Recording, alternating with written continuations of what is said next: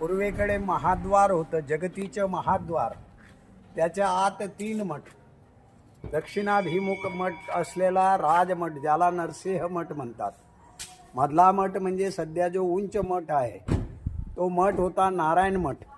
आणि तिसरा जो काष्टाचा मठ, त्या मठाचं नाव सध्या प्रसन्न मठ आहे. स्वामी महाराज इथं प्रथम ज्यावेळेस आले तर दाई भागवताकरवी इथं ओटा करवला.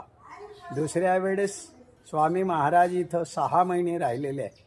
नित्यदिनीच्या लीळा स्वामी महाराजांच्या वायदेव व्यासांनी जे टिपलेले आहेत ते हे डोमेग्राम महास्थान आहे.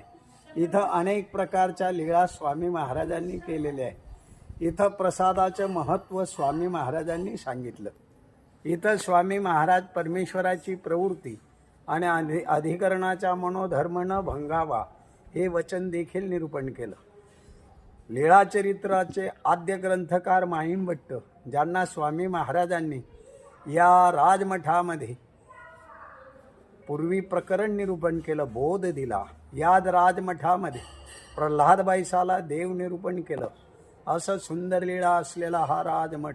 अनेक प्रकारच्या लीळा देवाने इथं केलेल्या आहेत. दत्तात्रय प्रभूंची महिमा इथं स्वामींनी सांगितली. अत्यंत प्रसन्नतेचा हा राजमठ